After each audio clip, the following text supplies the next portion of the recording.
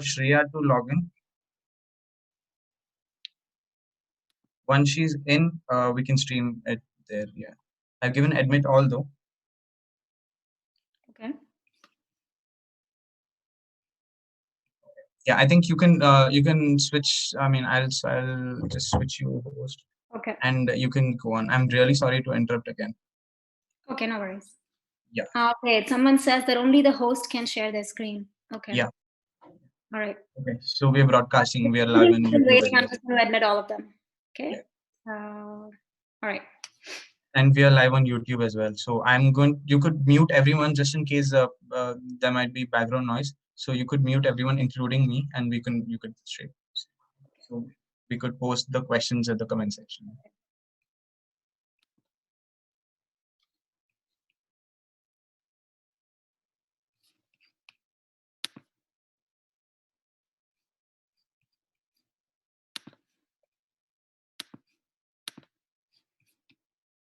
There's people keeping on joining in. Okay. What do I do? Should we wait a couple more minutes to let everybody in? There's a lot of people still joining every few seconds. Okay, fine. So I don't have to worry about them. Okay. Okay. Okay, so I was saying a lot of people have these myths about ADHD, that it's a behavior problem, a discipline problem, they're just not motivated enough, or it's because of bad parenting, or medication is the only way to treat it. Or other people think that if you're smart, you cannot have ADHD. Or they'll be like, oh, I don't think you have ADHD because you're not hyper. But all of these are myths. There's different presentations of ADHD, like we just discussed. And again, it's not a voluntary issue of wanting to do well or not being motivated. The actual structural, neurobiological, and neurochemical changes in the brains of people with ADHD, specifically in the prefrontal cortex. So the prefrontal cortex of people with ADHD is severely impaired in multiple ways. And the prefrontal cortex impairment causes dysfunction in executive functions like attention, planning, and self control. And if you look at brain imaging studies, you see that there's actually a decreased volume of the prefrontal region and decreased activity. SPECT scans show that even decreased blood flow to the prefrontal region, especially in the right frontal area. And fMRI studies have shown that there's reduced activation in parts of basal ganglia and thalamus as well. This is a picture of an fMRI study. The top is neurotypical brains. The neurotypical brain is, I don't like to use the word normal because there's no such thing as normal. There's neurotypical brains that are more common and more typical, and then there's neurodivergent brains, ADHD being one of them. So on the top is a neurotypical brain, and the bottom is an ADHD brain. And you can see there is reduced activation in the thalamus, basal ganglia, and in the right ventral inhibition network. So their inhibitory networks are severely deactivated.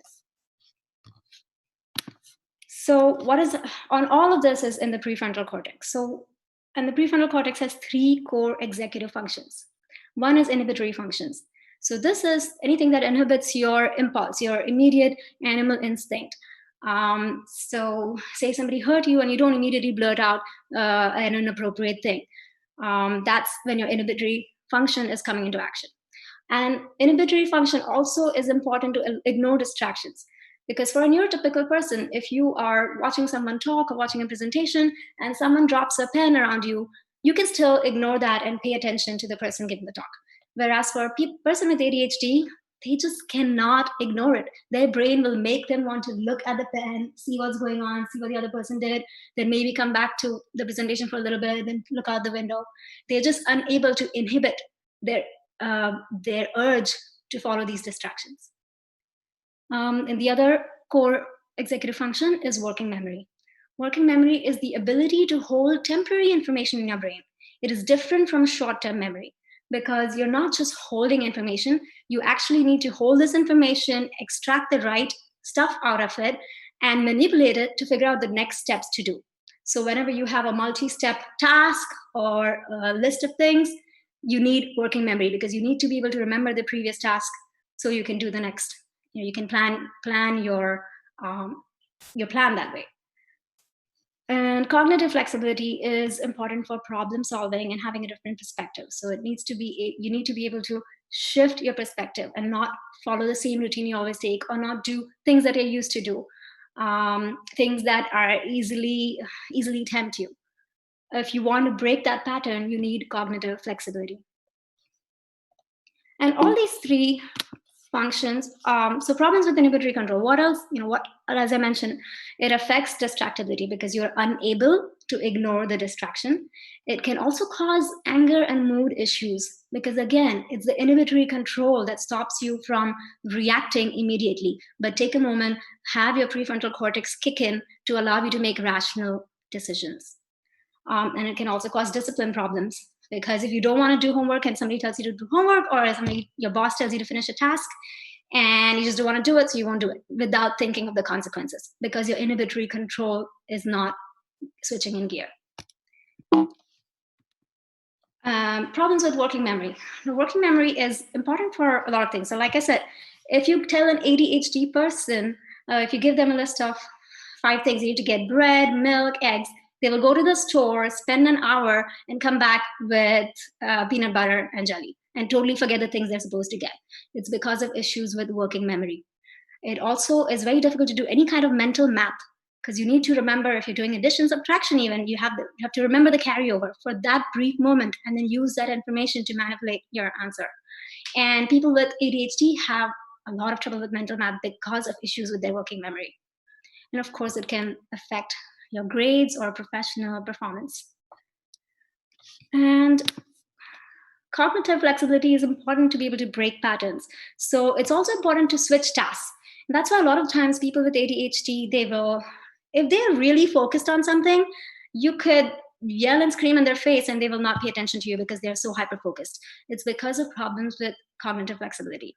And sometimes it can prevent you from thinking outside the box or being creative or coming up with interesting problem solving solutions because you're unable to shift your perspective due to problems with executive functions. And it can also cause interpersonal issues because, again, you cannot look at the situation or the argument or the whatever it is that's affecting your relationship from the other perspective. Your brain is so set in its ways that it's difficult to pull out of it and look at it from a different angle. And all these 3 executive functions, working memory, inhibitory control, and cognitive flexibility, are very interdependent and linked. So that means in order to have a good inhibition, you need a good working memory. You need to be able to hold on to your goal in mind so you can determine what information is irrelevant and what you need to ignore. And in the same way, inhibitory control is important for working memory because in order to focus on something or remember something, you need to get rid of internal and external distractions. And your inhibitory control helps you to ignore all those external distractions so you can remember whatever it is that you need to for that short period of time. And both these things together are important for cognitive flexibility. You need to be able to ignore your usual routine if you want to try something new, and you need to be able to have the old working plan in mind if you want to change it and come up with a creative solution. And all these things together are important for reasoning, problem solving, and planning. And because ADHD brains have such impairment in the prefrontal cortex and their executive functions, they often have difficulty planning ahead or making rational decisions or thinking of consequences. So they will know that they have a test tomorrow, but in that moment they just want to play video game because their brain cannot comprehend that when tomorrow comes, it's going to be a problem because unless it's right on top of their head, because that's how their brain works. So it's almost ADHD is like having a Ferrari for an engine, but then having bicycle brakes. So you have all these ideas and energy and all of that, but you just don't have the right inhibition. And so you're going to crash and burn. But with the right tools, if you understand what is going on in your brain, you can actually fix it and come out as a winner. So what are the things that we can do? First of all, to know what happens in an ADHD brain, we want to know how people currently diagnose ADHD. Okay, there are still not a lot of good consensus on the best way to assess ADHD issues. One of them is a behavior checklist. So it's the Connors rating scale. It's very common. It's a simple evaluation method, and teachers will answer it, or parents will answer it, or self if you're an adult. The limitations of this is that the symptoms can be quite subjective. It also is difficult for studies when you're comparing what one person thinks is inattentive compared to what the other person thinks. Then there is a continuous performance tests. So these tests specifically measure attention span, impulse control, and even your information processing speed. So all these are executive function issues. But again, there's some limitations because people are not sure about the validity of the test and the standards that are used. And then you have the DSM-5. The advantage of that is that it uses standardized diagnoses and treatments, but it's a wide array of symptoms and checklists. So there's a big risk of misdiagnosis or overdiagnosis. But recently, we have brain imaging technology using QEEG. The advantage of this is that it can help identify specific areas of the brain and even the specific brain waves that are not functioning optimally. The limitation to this is that it is a new-ish technology so far. It needs to be more widespread use so that we have better standards and controls, but which is happening. Trying to take a look at anything here.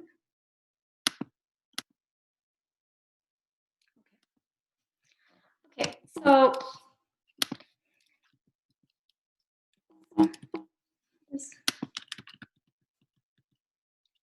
we're going to talk about, for the rest of the talk, I'm going to talk about using EEG technology, which is electrophysiology, electroencephalography, to understand the electrical activity of ADHD, and to understand EEG's role in both assessment, understanding of ADHD, and also as a treatment method.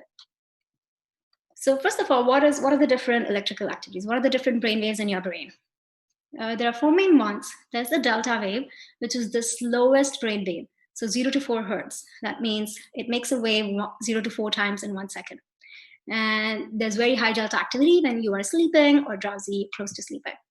Then there's the theta activity, which is 4 to 8 hertz, slightly faster than the delta.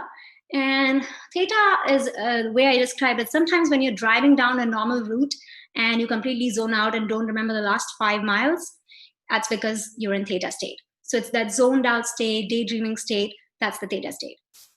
Alpha state is your frequency band from 8 to 13 hertz, and it's more a relaxed awareness state. So if you're just relaxing on the beach, or you've just finished giving a presentation and now you're sitting down, that's when you're in alpha state. And the beta state is the faster brain waves from 13 to 32 hertz. That's your alert, awake, conscious state. Right now, you and I, we're in beta state. Hopefully, we're all in beta state if you're paying attention and not zoning out. And that's your most common. Your brain will most probably be in beta state whenever you're doing anything consciously and doing activity, anything. So now that we know that the different brain waves, we can use maybe QEEG to understand the dysregulation in the brains of ADHD people. I'm just wondering if any more people need to.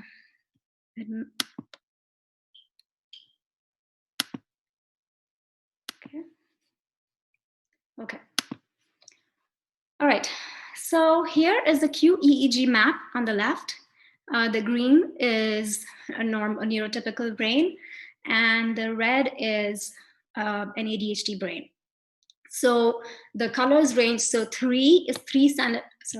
red is 3 standard deviations above normal, and blue is 3 standard deviations below normal, and everything in between. And you can clearly see in the ADHD brain, there is extreme activity in the prefrontal cortex. And then there's a lot of other changes in the middle of the brain and also in the back of the brain. This is the total EEG. So all the brain waves, alpha, delta, theta, beta, everything combined. Now on the right side, you see the split up of the delta waves, theta waves, alpha waves, and beta waves in ADHD. And 2 specific things I want to point out is the theta waves. So look at the theta column in the normal, and then look at it in the ADHD. ADHD has significantly more theta activity in the frontal regions than compared to normal. And similarly with beta, there's a lot more blue in the ADHD brain, especially in the frontal brain. So it's significantly lower in beta activity. ADHD brains have high theta, low beta in the frontal regions. So maybe now we can use brain mapping as a diagnostic purpose. since we see a clear typical presentation of ADHD brain versus a neurotypical brain. Now, the interesting thing about brain mapping is that you can see a lot of information. So you see amplitude, you see frequency, you see relationship between the different areas of the cortex, but it also helps to quantify the amount, distribution, and ratio of the different brain waves. So apart from seeing just theta, just beta, you can see theta versus beta ratio in the different brain waves. And then you can also see the amount. So not every ADHD person will have the same amount of theta activity or the same amount of beta activity. So you can get more specific information about each ADHD brain, and that will help you give more specific solution for that ADHD brain. And the great thing is it is completely non-invasive reading of the brain. So you don't even have to go inside a machine. It's not like an fMRI. You just have sensors that you put on your scalp, and completely non-invasive, no medications. You don't have to ingest anything. And it's already being used as a way for diagnosis of many other neuro conditions like depression, anxiety, migraine, because they have such a typical pattern. Now, what do they see when they did brain mapping for a lot of these ADHD type symptoms? So for distractibility, what we see is abnormalities in the beta and high beta frequencies. So there is reduced beta and high beta in the frontal regions. For hyperactivity and impulsivity, they see that people have a low SMR activity, which is the sensory motor rhythm. And for the combined ADHD symptoms, you see unusually high theta in the front and higher theta than beta activity. So not only is the theta high, but the theta beta ratio is also unusually high. That means beta is really low, theta is really high, overall putting the theta beta ratio much higher than the regular theta to beta ratio. And now that we know this, can we use the EEG system that we use for assessment as a way of treatment? So one way to do this is using neurofeedback. What is neurofeedback? So neurofeedback means feedback for the brain. Now, an analogy I often use is imagine you're walking by a mirror and your hair is messed up. Now, when you look in the mirror, you get that information about your hair being messed up, so you fix it, right? So that's exactly what you do with the brain in a neurofeedback session. You show the brain its own activity in real time, and when the brain sees what it's doing wrong, it can essentially self-correct and self-regulate. Because the brains have a self-regulating mechanism that only they know what they're doing wrong. So that's what neurofeedback is. It is a mirror for your brain, so your brain can see what it's doing. And this is what basically happens. The software extracts real-time information from the brain using EEG sensors about the brain activity pattern, and then transfers that into an audio-video screen. So you get a continuous audio and visual feedback of your own brain activity. That can then train your brain and strengthen specifically desired brain activities or reduce undesired activities. So it's based on the principle of operant conditioning. Now, how exactly would this work for ADHD? So what you do is you have an individual who's hooked up to the EEG sensors, and the EEG sensors are monitoring and listening to your brain activity. And this information about your brain activity is translated by the software onto video output.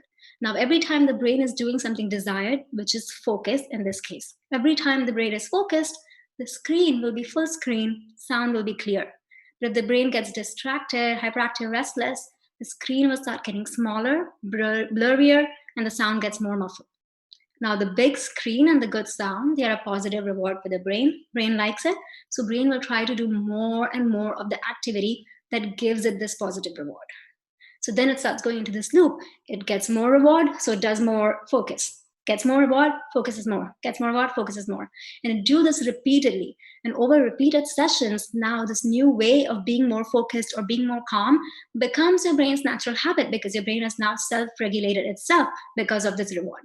So then once you stop doing this neurofeedback, now this is your brain's new pattern, regardless of whether you do more sessions or not. So it has a lot of long-term implications, which is quite different from medications for ADHD. So there's some commonly used protocols for ADHD treatment. One of them is the theta beta training. So theta, the frequency, as I mentioned earlier, is 4 to 8 hertz, and the beta is 13 to 20. Theta is the zone out, and we know that ADHD people have higher theta activity in the frontal cortex. We saw it in the brain maps. And then beta is your alert, awake, conscious state, and we know that ADHD people have reduced beta activity. And then there's SMR training. So SMR brainwaves are the 12 to 15 hertz brainwaves in the sensory motor cortex. And ADHD people have low SMR activity. Low SMR means less inhibition of motor activities. So if you have less inhibition, you're going to be more restless. And then there's SCP regulation. These are really, really slow brain waves, less than 1 hertz, almost close to zero. And people with ADHD have basically dysregulation of this SCP. So it's not necessarily high or low like in theta, beta, and SMR, but there's a dysregulation, there's a dysfunctional regulation.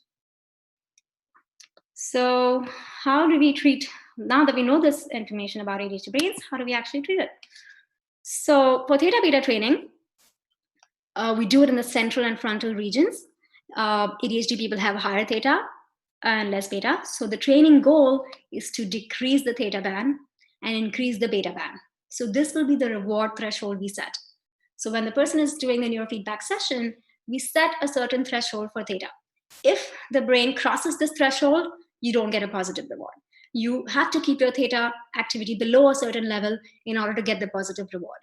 And at the same time, you have to keep your beta above a certain threshold in order to get the positive feedback. So you will only get that positive feedback if you're doing both, keeping your theta low and keeping your beta high. And the result, expected result, is for you to be more alert and focused and not zoning out while still being relaxed and not hyper. And then we have the SMR. So this is on the sensory motor strip in the central right hemispheric region. And as I mentioned, ADHD people have reduced SMR activity, which means they have reduced inhibition, so they're more restless and more active. And the training goal here is to increase SMR activity. Increase SMR, so increased inhibition, so there is reduction in hyperactivity and impulsivity symptoms. And here is the fairly recent study from 2015 where they used, so they did the study with 16 participants, and they do it in 2 phases.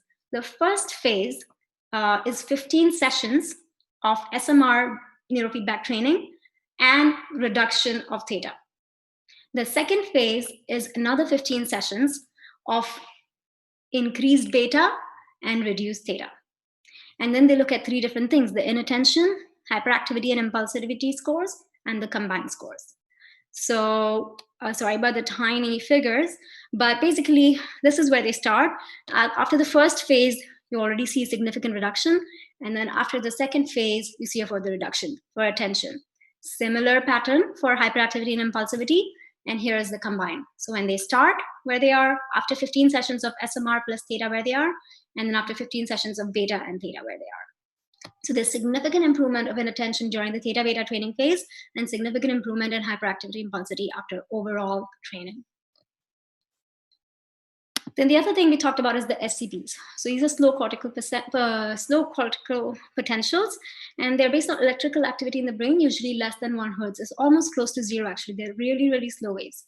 And they oscillate between surface negative SCPs and surface positive SCPs. They have to be generated. They're event-related SCPs.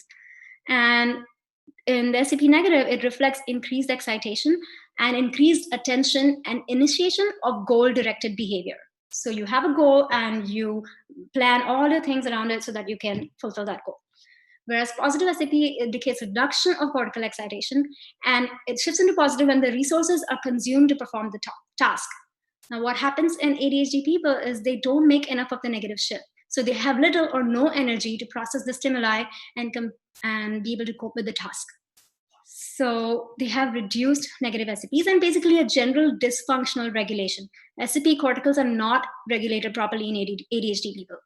So the training goal for them is to increase regulation of cortical excitability. And the result is increased attention and initiation of goal-directed behavior. And they do this in the sensory motor cortex. Now, there is a very recent meta-analysis from 2020, I think, yes. And they look at a lot of different meta-analysis, randomized controlled trials that are using the standard neurofeedback protocols that I mentioned. So SMR training, theta-beta ratio training, and SCP training. And they look at it And the y-axis is the efficacy, so effect size. From 0.4 to 0.6 is considered medium efficacy, and 0.6 and above is considered high efficacy.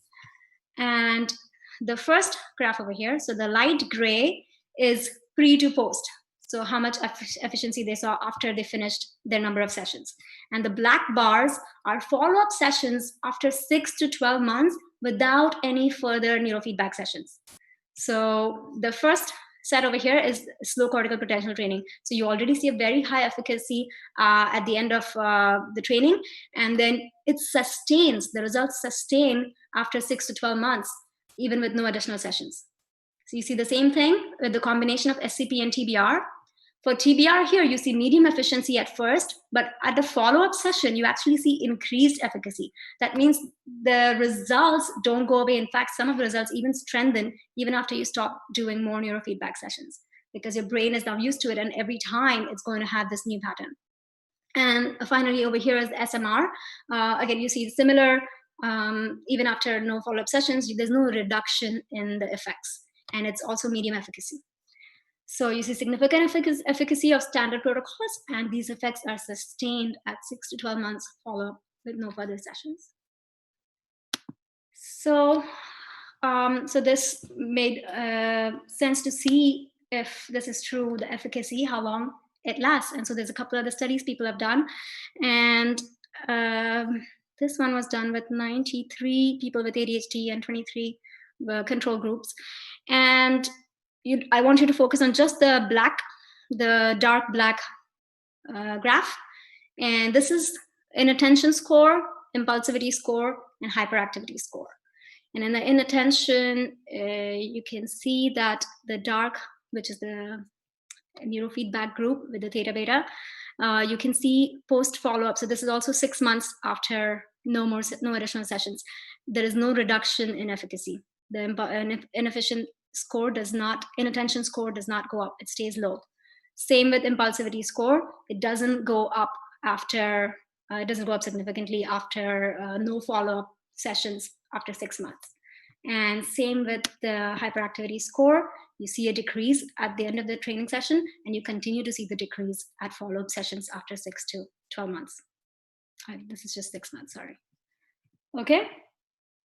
So what are people doing currently to treat ADHD? The first line of treatment is immediately pharmacology, with some additional counseling and maybe some parent training or teacher training. But mostly it's stimulants like methylphenidate or amphetamines, or non-stimulants like amoxicillin. But the mechanisms of both of these are they're working on neurotransmitters. So for stimulants, it increases the dopamine and norepinephrine, because it has been known that people with ADHD have reduced dopamine as well as reduced dopamine transmitters. And both dopamine is your reward molecule. So it is the molecule that seeks and searches for reward and then motivates you to go take that action to do that reward. And people with ADHD don't have enough dopamine. That's why it's very hard for them to focus on something that they're not interested in. The brain just doesn't make the basal level of dopamine that keeps them interested in a task that they're not interested in. But if they're playing video games or doing something they really enjoy, it's fine, because that's their threshold.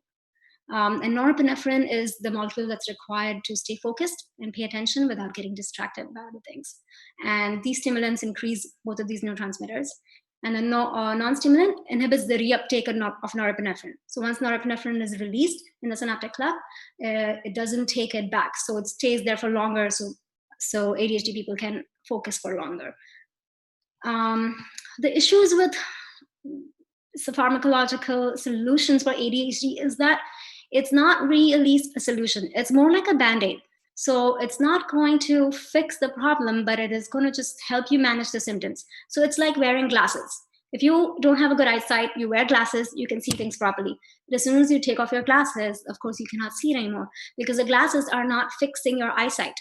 They are only fixing your ability to read in that moment while you have the glasses on. And that's the same thing that these medications do. So as soon as you're off these medications, after a while, the neurotransmitters re-regulate to your original basal levels, and then you're back to having low dopamine or low norepinephrine. And apart from that, they have a lot of other negative side effects, like people have trouble sleeping, reduced appetite, growth suppression, abdominal discomfort, dizziness, irritability, especially for adolescents. And it also has a risk of heart rate, increased heart rate. So how about but they are known that while you take them, you see a really good result in your attention. So does neurofeedback compare to the positive effects of the medication? So they did a study in 2013 where they look at methylphenidate and compared it to neurofeedback training. So this is the score. This is pre-treatment. This is at the end of treatment. This is the 2-month follow-up, and then there's a 6-month follow-up. And you see it is significantly, it is quite similar. There is no downside to doing neurofeedback compared to pharmacological treatments. So you can avoid the negative side effects while you still see the continuous significant improvement that you see with medications, and it is completely non-invasive. And then they also did a study in 2015 looking at other cognitive training. So there's also other solutions out there like attention training and other cognitive training. So that's what they did here. So they're looking at control, cognitive training, and neurofeedback training for ADHD. This is pre-intervention, and then this is at the end of their training program, and this is a 6-month follow-up with no additional training. So you can see that compared to the control and cognitive, the neurofeedback group goes down at the end of training and continues to stay down with a 6-month follow-up. And same, that's for inattention. And then for hyperactivity, impulsivity also. They start high at pre-intervention because they're ADHD kids, and then you decrease at the end of your training program, and that effect stays consistent until 6 months follow-up with no additional sessions. And so it gives you all the benefits, plus it is safe, it is non-invasive, there is no medications involved. It treats the issue at its core. So it's not just putting a Band-Aid on, it's not just giving you a temporary solution, it's a long-term solution. And it uses your brain's own natural ability to regulate itself. So then this becomes your new brain. You don't constantly need to support your brain and supplement it with other devices or other medications. And while neurofeedback is a really great and effective way to help treat ADHD that is not pharmacological, or if medication doesn't suit you, but there's also other things. If you understand what is going on in your brain, if you have ADHD, if you understand your issues with executive function, if you understand your issues with working memory, inhibition control, and cognitive flexibility, then you can make micro hacks and some lifestyle changes in your life to deal with this and support your brain in as many ways as you can. So for inhibitory control, what can you do? The easiest thing to do is remove temptation. So if you are trying to lose weight and you're an impulse eater, just don't keep temptations around you. Rid your house of all kinds of fatty foods. And it's a way that almost everyone uses. I mean, if you just increase fiction to the thing that you don't want to do, you're less likely to do it. And if you know that your brain is lacking in inhibitory control, you need to give it this extra support by removing the temptation or adding some distance between you and the temptation. Building self-discipline in a small way. So don't aim for, I am going to finish my dissertation tomorrow. Be like, okay, I'm going to do this much and set clear goals, because it's easier for an ADHD brain. Otherwise, it gets caught up in the overwhelmingness of large scale and grand ideas. What can you do for inattention? So have a dedicated space, whether it's your workspace or school space. You know your brain has a tendency to get distracted easily. So help your brain out and create a space where there is no distraction. Use timers. So you need to use an actual timer. Don't use your phone, because again, that's a distraction. So use a timer and set it up that you have 30 minutes to finish this job and you have to finish it. Or even timer for your break. So you have a 5-minute break, and as soon as the timer rings, you're back to work. And eliminate distractions on your phone. So one thing that really changed my life was cleaning out my home screen on my phone.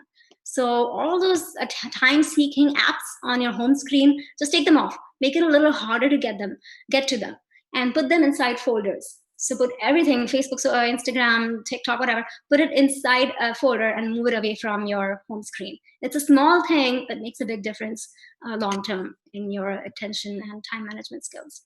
What do you do for hyperactivity? Add physical exercise. If you burn off that excess energy, you're more likely to stay focused when you're doing the actual task you need to do. And exercise has the additional benefit of increased norepinephrine, increased dopamine, increased serotonin, which are all things that are missing or at low levels in people with ADHD. So it'll help you stay more motivated and help you stay more focused, and also improve your mood regulation, which also people with ADHD have trouble regulating. Use things like fidget spinners. They are actually made for people with ADHD so that they don't constantly, they can do it on the side and let off this excess energy and then focus on what they need to do. And don't forget to take rest. Because ADHD people have, sometimes when they're in hyper focus mode, they go full speed and then they crash. So remember to spread your activities out, spread your day out. And what can you do for working memory? So this is a big one. I mean, this is why it's hard for people with ADHD to follow multi-step actions. They will almost always forget something. So break your information down. Don't try to multitask. It sounds tempting to somebody with ADHD because they always want to do this and that, but it's actually counter productive. And make a checklist. Put everything down, because you are going to forget, because that's how the brain works. So help your brain out and figure out a strategy that works for you. Always make a checklist. And for cognitive flexibility, if you have trouble looking at things from a different perspective, creative solutions for a problem, actively seek out new experiences. Don't get caught up in your daily life. Try to do something new, even if it's scary, even if it's hard. Meet new people.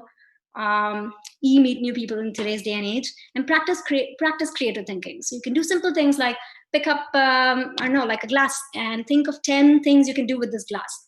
Well, that is not drinking from it. So you can use it to make a circle. You can use it as a phone speaker, whatever. So just pick up any object and just keep activating your creative side. And that's all that I have for today. And if you have any more questions, if we cannot answer them right now, you can follow our business account, Evolve in Training, on Instagram, Facebook, LinkedIn. Okay. Let me make current host.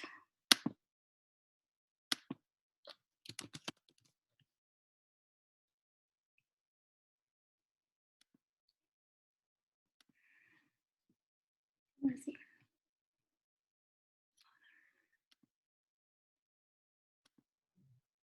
Okay, Taran, you are unmuted. Yes, that was a brilliant presentation, and this presentation really reminded me of Richard Feynman. So when I was reading about him, so he says that a person who knows what they do is like, can explain any complex idea to a 7-year-old. And I think this was something I can relate that to, let it be from neurofeedback or to sensory cortical potentials, and the impact that you had was amazing, and we thank you for that. Thank you. And we have a few questions. Yes.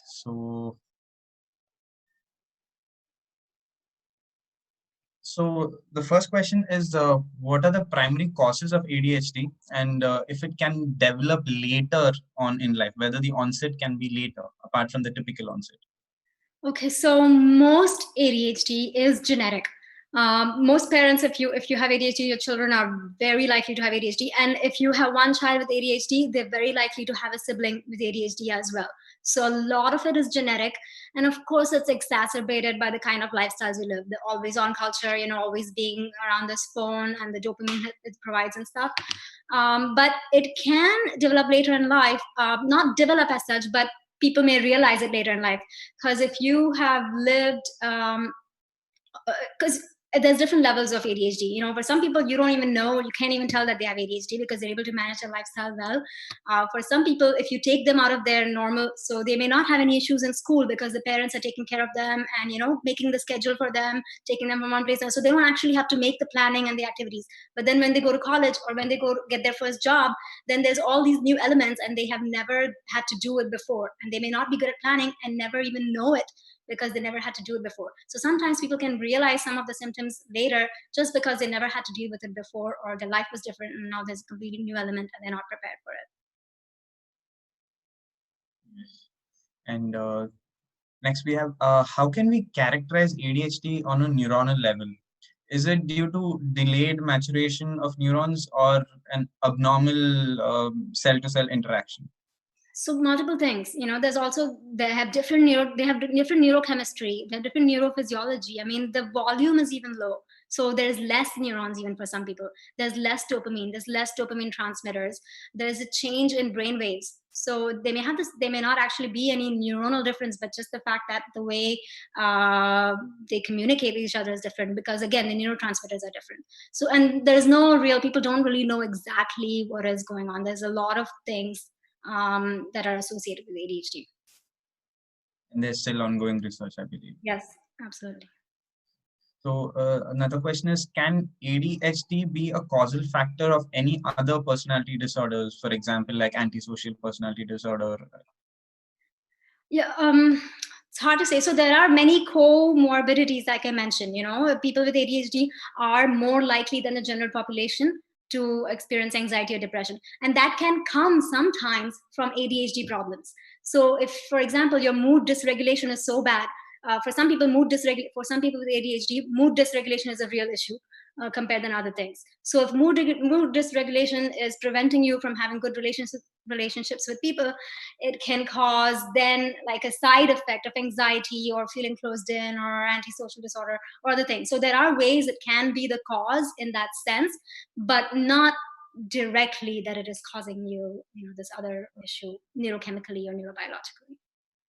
So we could not establish a direct relationship. Correct. Yeah.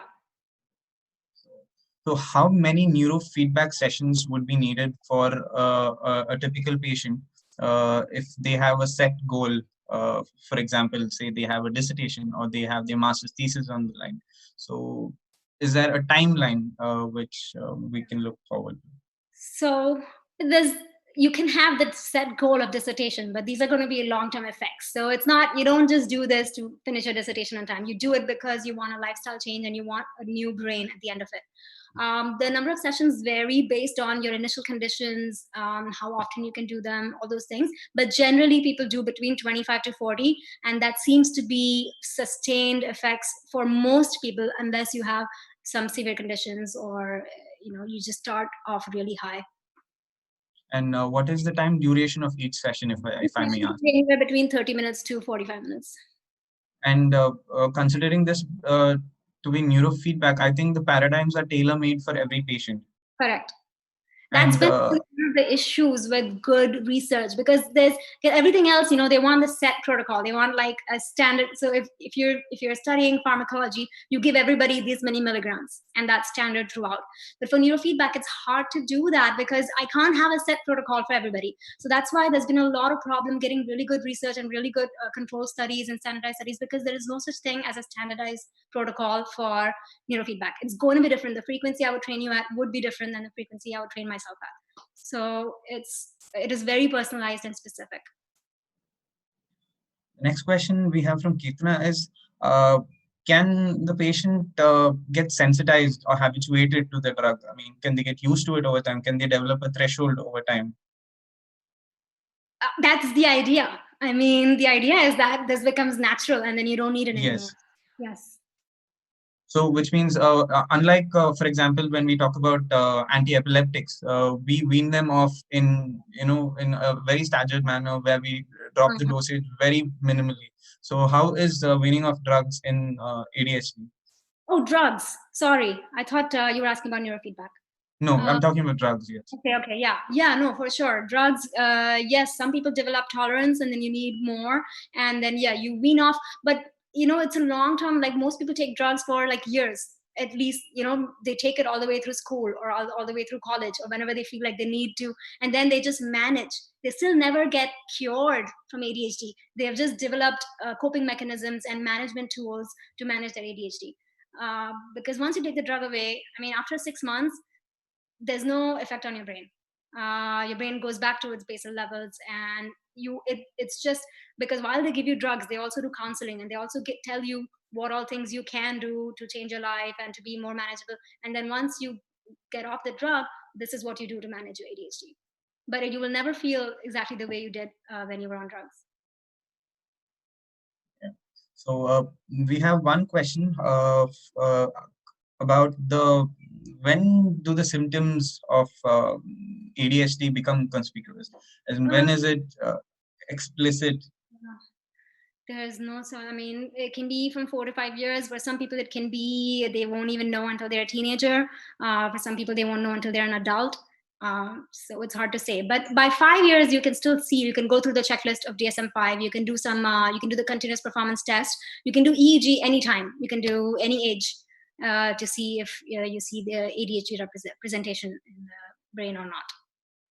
So when we're talking about EEG here as a diagnostic tool, or as an, or say as a marker, as an indicator for ADHD, what kind of sensitivity, specificity are we talking about?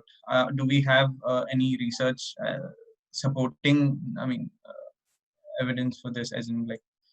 Yes, that's how they came up with the SMR training and theta beta training, because they found, they from multiple studies, they were finding a similar typical EEG of a person with ADHD. They would always find increased theta activity in the frontal. They would always find decreased beta. They would always find low SMR. So that's how they developed these. Sorry about that. That's okay. Yeah. So this quantification of these ratios, these SMR or the TBR, they're like so. Although these are tailor-made for every patient, how do we quantify as to this person needs this many sessions, or this person needs this many sessions? So generally, I mean, almost always start with the 20 or 25 sessions for everybody, and then a lot of it is based on. After each session, we do a feedback. So a lot of it is based on feedback of the client, and then on top of that, we do brain maps at intervals. So after 10 sessions, we will do a brain map again. We will also do their own symptom tracking again, and we will do the continuous performance test. So it gives us a marker that, oh, we have improved so much. Then after 20 sessions, we will do that again. We will repeat the brain map, we will repeat the test, and we will repeat the symptom tracking. So we always use 3 measures to see if you're going in the right direction or not. And whenever you feel that you have what it takes, you don't need any more sessions, you stop then.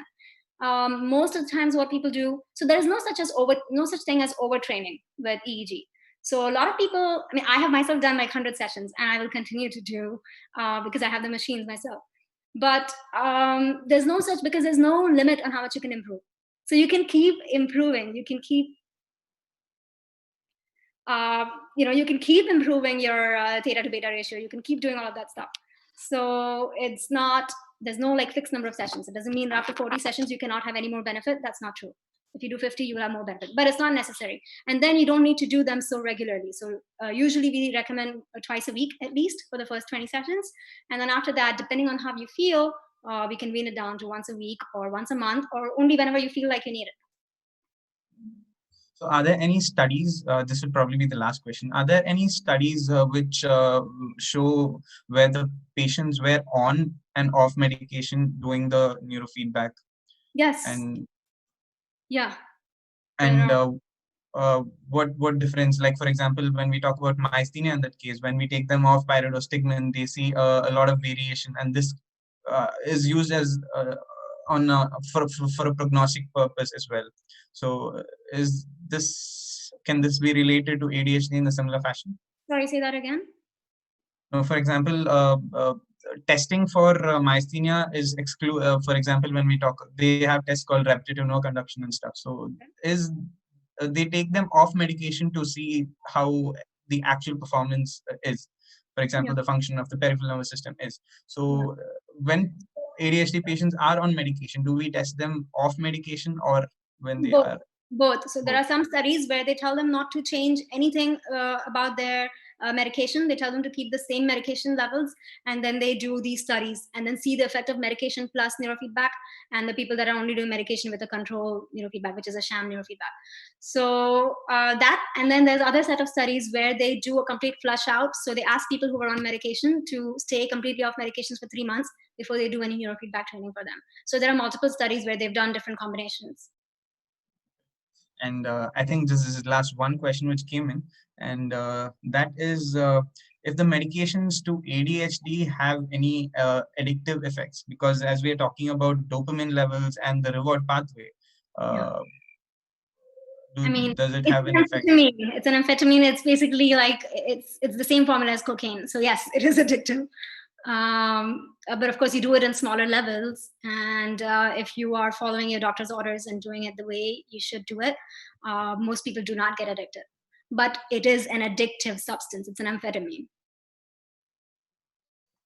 Yes. So I hope the participants got the best of all the questions. So I mean, this was pretty much, we expected it to be interactive, and I guess it is. And I think most of them have shared their questions. And for the participants, if you have any further questions, I think you can contact Dr. Gala on her handles directly. And yes, Here, so yeah, so that was Dr. Gala, the founder of Evolve Brain Training for All.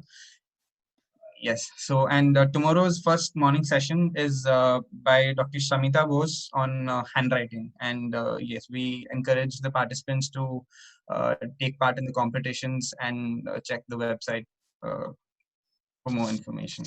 And Dr. Gala, it was an honor having you on the Brain Awareness Week to talk. And this has been a great experience, not just on the talk, I mean, especially while problem solving earlier as well.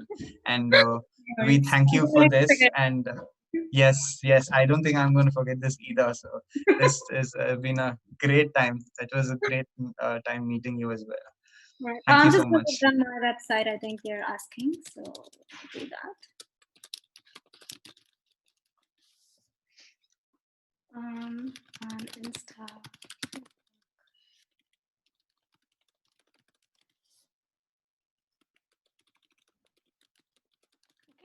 All right. Bye, everybody. Thank you so much. You were a great audience. I love the questions. Bye. Thank you so much. Thank you.